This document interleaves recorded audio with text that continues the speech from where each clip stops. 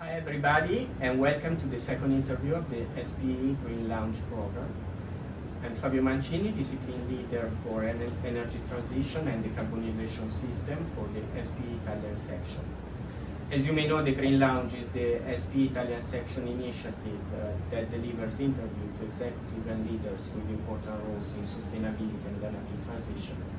And today, we are pleased to welcome Barbara Terenghi, Chief Sustainability Officer at Edison. Hi Barbara, and thanks for your time. Hi Fabio. Barbara held and she currently holds executive position dealing with company transformation, sustainability and energy transition. She held several management positions in human resources. She was Edison CEO Executive Assistant, leading the company transformation team toward the sustainable energy transition. She is now the Executive Vice President responsible for Edison's Sustainability Division within the company Executive Committee. And she's also the CEO of this director. On top of all this, she is the board member of the Edison Orizzonte Sociale Foundation, member of the Scientific Committee of Edison Digital Academy, board member of the United Nations Compact Network in Italy, and member also of the In the Boardroom network that is about women with executive roles. And with her today, our focus will be about how to build a sustainability agenda for a company like Edison, and of course, according to her experience. So Barbara, really, thanks for being here, we really appreciate. So moving to the first question today, we know there are many talks around energy in this time, and we know change is moving to sustainability and energy transition and decarbonization. What is your personal view on today's priorities to reach a more sustainable energy system, and how we can move faster together? Thank you, and thank you for having me. I'm very pleased to be here and to speak about these topics with SPE. And thank you for the question that is very complex, I think, but I think that the first element I would like to put in place is the fact that the climate change is in any case a big priority for the energy sector. And we know, and the scientific community has defined that the carbon budget is limited. Now we have 500 billion tons left before having a warming over 1.5 degree by a chance of 50%. So we are saying that we have a few years left in order to act regarding an action against climate change, and energy sector is quite implied in this kind of challenge. Personally, I think that one of the main contribution that the sector can give to this emergency is related to research and development and innovation activities, because the power of the energy sector is related to the possibility to work on technologies that are really important in order to mitigate and avoid greenhouse gases emissions. I'm not only speaking about technologies that are completely avoiding the emissions like renewables, energy efficiencies or green hydrogens, but I'm also mentioning other technologies that are relevant from a point of view of technology neutrality, like for example all the technologies related to the sequestration of CO2. And this is something that it's important to study and to implement in a short period of time, and we are working, for example, also on this stream. Also, the International Energy Agency studies in 2020 on new technologies for the energy transition said a very important evidence that at 2030 we already dispose of the large majority of technologies for reaching the target of SDGs agenda, but this is not the same for 2050 targets. In this case, technology available are only the 50% of the technologies that are known at the moment. So we are in a condition that we have to continue to develop new technologies. Clear, indeed. We need some pioneering activity also in the energy industry. And we see that Edison has been producing electricity since 1883, so it was one of the first players. And even today we see Edison playing a pioneering role in power generation. So with high efficiency, combined cycle, hydroelectric, wind and photovoltaic plants.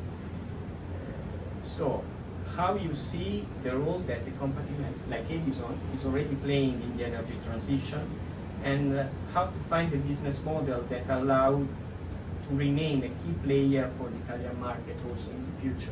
Mm-hmm.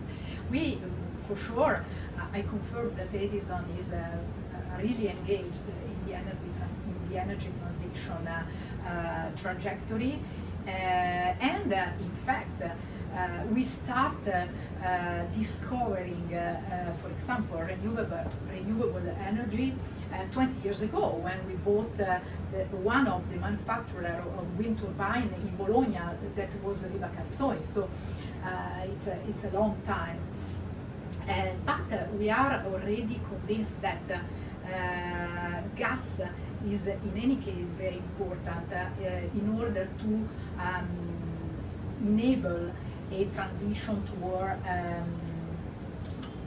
decarbonization target, because it's an important transition fuel, and this is the reason why we continues operating and also engineering new thermal plants, for sure at a very high efficiency rate, and with all the environmental provisions possible. But the idea is that the demand of energy is not already closed with renewables and storages at the moment, and so we have to put in place production that is efficient and at the same time decarbonizing the system progressively. This is also the reason why we are present in the midstream of gas activity. We have an import portfolio of gas of long-term contracts, and we have a market share of 20% at the moment in Italy, because also in this case we think that it's important to accompany the demand of the market until the scenario go towards an electrification of consumption, electric mobility, but this has to be a gradual transition, and this is the reason why we are present there. And we are very close to our customers in order to accompany them in a transformation also from the industrial point of view, their processes, the consumption of energy, the decarbonization of their activities, and so on and so forth. Understood. So sounds like an evolution in the energy system, and still about the evolution, also from a sustainability perspective. How did you go from early sustainability project to a full-fledged sustainability division reporting to the CEO? And in this, which were the first steps in writing the sustainability agenda? How the sustainability pillars in Edison were identified, and to some extent, how you managed to make sure that all the business functions in the company were heading in the same direction? Mm-hmm. First of all, I have to say that we are lucky enough because we have a very positive heritage, as you were saying before, regarding also our long story or history. And our heritage is related to a very high quality standard in terms of health and safety, also management of infrastructural impacts on the territories, environmental management system. So this is a very important basis, and I would say this is the core of what we call in the past corporate social responsibility. Now we have to evolve this concept toward concept of sustainable development, or ESG, environment, social and governance criteria, but the basis, the core is very important. I think that in order to answer to your question, one aspect is the fact that we think that sustainability is not a staff or a business of just a function in the company, but we have an idea that sustainability is very widespread as a responsibility. This means that every business line, every division in the company has to define its own trajectory towards sustainability and create a sort of action plan to improve and to set a target in order to improve according to these criteria: environmental, social, and governance. Of course, not only the division will work on the same topics, on the same areas of improvement, but the idea is that the direction is the same for all. And for sure, also from a strategic point of view, it's necessary to put together all the business and to assess and understand if the portfolio of the business is coherent with an evolution towards an ESG perspective. And I think this is important because not only the business will go at the same speed, but they have to be coherent and consistent in their trajectory.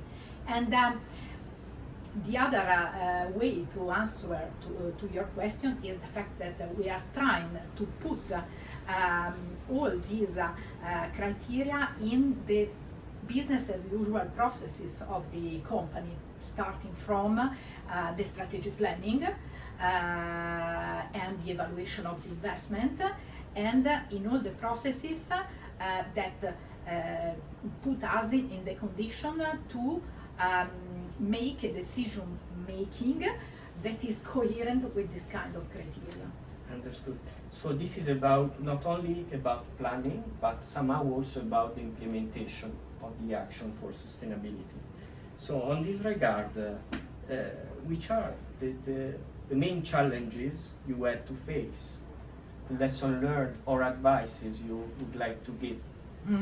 I think that the implementation is the complicated part of this work, because in fact sustainability is a very interesting concept, but creating or defining or implementing business models that are economically viable and at the same time sustainable from an ESG perspective is not so easy. It's a very hard task.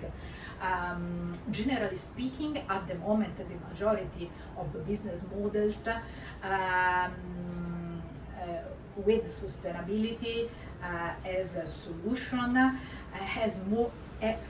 are more costly than the other. So customers are in the condition to choose to pay a green premium or social premium in order to buy a solution that is more expensive or less convenient than the other present in the market. So I think that in this case is a sort of evolution that all the system has to have together. In fact, financial resources has to be present in order to habilitate or to enable this kind of business models, and also the regulatory framework have to be positively shaped in order to go in that direction, and also culture, internal culture. So the commitment of the management, for example, is very important, and at the same time also the public opinion and the choice of the customer that have to go more in this direction. So it's a sort of alignment of condition in the medium long term that create that kind of evolution that go in an implementation that is not just an add-on of something that is already present in the business, but this is something that is concrete. And you can also read some indicators on the trajectory of the companies that make clear and evident if this trajectory at the end of the day is well defined and tracked or not. Like, for example, those indicators related to the emissions, direct and indirect, in the performance of the company. So Barbara, on this regard, how can sustainability metrics be emphasized in the economic financial decision and capex allocation strategies? And do you think carbon pricing can have any influence in this? Fabio, I think that carbon pricing is already present in our decision making in financial decision, because for sure emission trading schemes is embedded in the scenario prices we use and all the companies use, and in many cases ETS is triggering a switch in technology choices, because in fact we change the evaluation in respect of the cost of ETS. And the other aspect that is important is when you define the scenario from a strategic planning, for a strategic planning, you incorporate and embed also the trends related to decarbonization, for example, the penetration of renewables, the penetration of electric mobility, the electrification of final consumptions. And I think that this is already a good practice in terms of decision making for the energy transition investment. Then, of course, in the specific process of investment evaluation, it would be welcome factorizing element related to the ESG criteria, but I have to say that it's an hard task, generally speaking. An element we can take into consideration is, of course, the risk related to obsolescence of a certain infrastructure, also related to the possibility of stranded asset in the future, maybe related to regulation. The other aspect that is important in financial decision is the cost of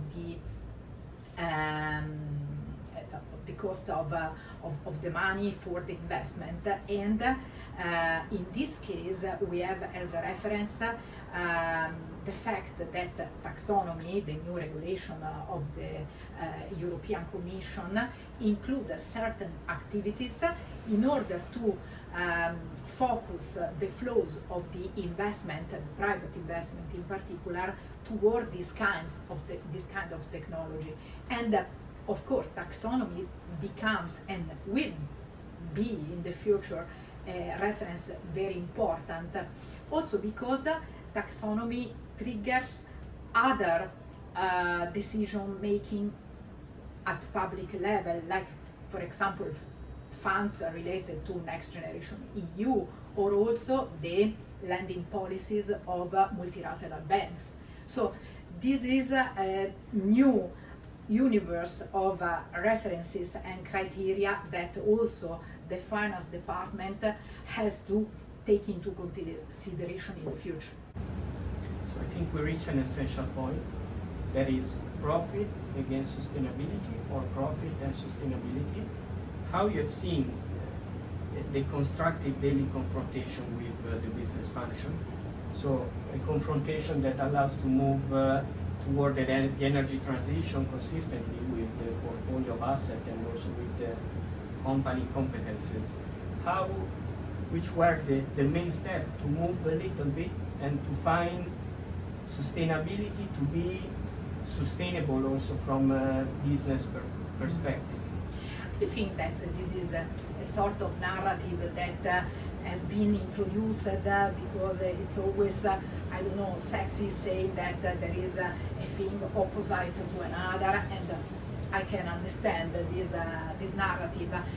And I think it's false in a certain regard.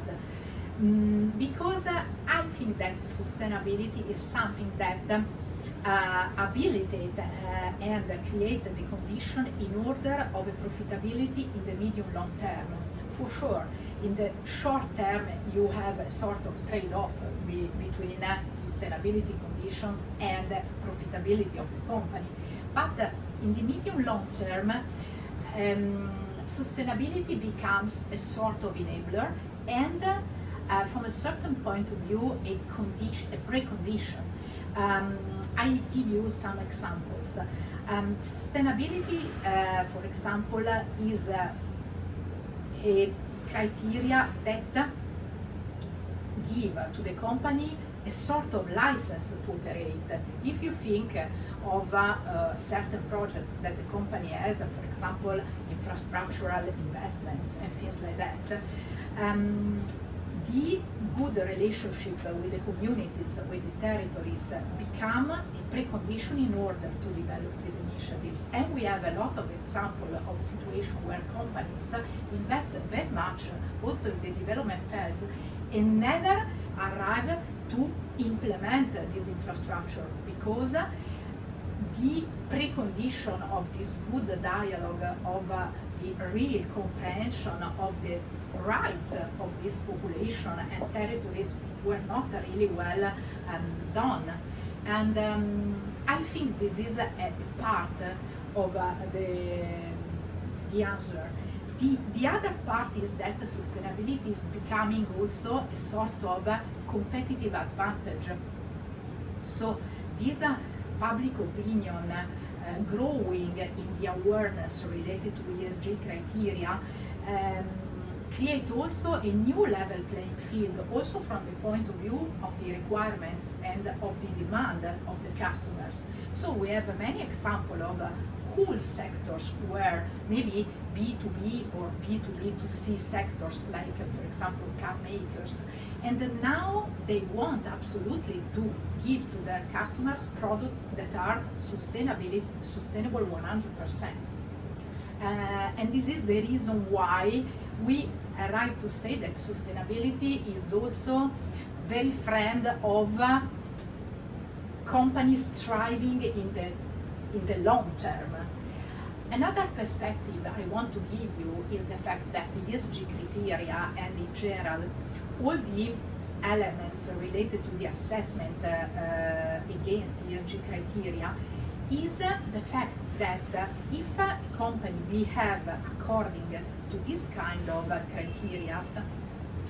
criteria, you mitigate the risk because you avoid to create potential losses in the future from employment, environmental, health and safety, governance point of view.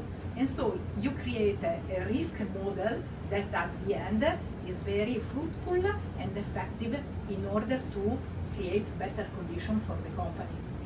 Absolutely. So that's an interesting point of view of how to make the transition happen for real. And in general, we know everyone has a part, and the decarbonization issue deals with the entire life cycle of things. So, how to make sure that action and effort in reducing direct carbon emission helps also in reducing the overall carbon emission at 360 degree over the entire life cycle? Which are the leverages we may have on this? This is the most important point, I would say. From first of all, I have to say that each company has a direct perimeter of action that is that related to the famous scope 1, so the direct emission related to greenhouse gases, and this is related to direct actions in the perimeter of the company.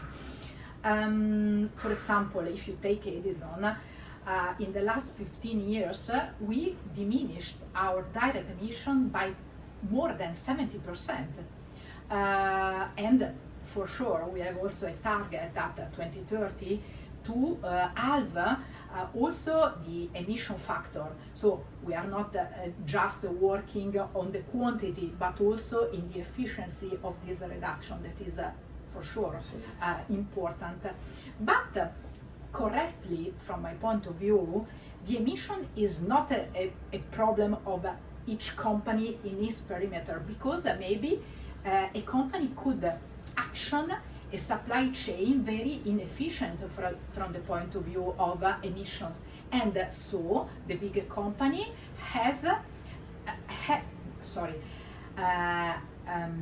are held accountable also for the value chain emissions, the supply chain one, and also the customer emission too, the famous scope 3 in this case.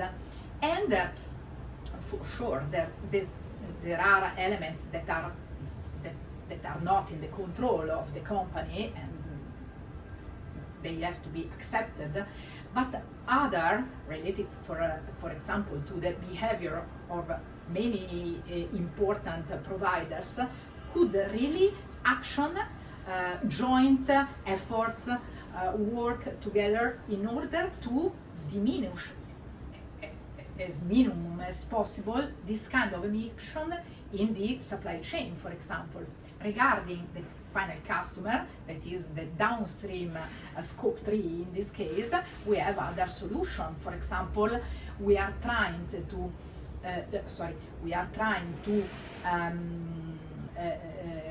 change the behavior of consumption of our customer, driving them toward electric solution instead of gas solution. These are solutions that can bring customer to be more virtuous in consuming energy and choosing other way to consume, and at the same time having an effect at 360 degrees. That is the final result that we have to obtain together. That's absolutely a point. So how to go beyond the perimeter of the company. So in this regard, and to conclude also, an important advice we'd like from you is the following. How to distinguish between company moving to sustainability and greenwashing initiative from your point of view? I think it's quite difficult, because this is a time where the majority of companies are proposing themselves with green claims, with pledges, and so there are many worries about the fact that the greenwashing is increasing, and also the European Community, for example, is issuing a new directive just in order to limiting this kind of phenomenon. For example, the new Green Claims Directive or the directive on the empowerment of customers. Regarding our I would say some tips on this topic, I would say that the important thing is to assess all the companies that are doing pledges and commitments that are according to international standards recognized by the market. For example, in the emission world, the science-based target standard is the standard of reference in absolute. And the other important aspect is to continuously and systematically track this kind of pledges in order to assess if the results are obtained in the time, and to verify if the pledges transform in concrete results and milestones in the life of the company. And I think that now it is possible, for sure, is easier to do for listed company, less for companies not obliged to do a wide disclosures of their activities. But we have also to remind that the new European Directive on Corporate Sustainability Reporting will ask to a larger number of companies to disclose on this matter in a very detailed way and with standards that are benchmarking one with the other. So it will be easier in the future. Absolutely good point. Thanks, Barbara, for your time and for sharing your precious advices and point of view. And thanks also to our audience, and see you at the next interview. Thank you.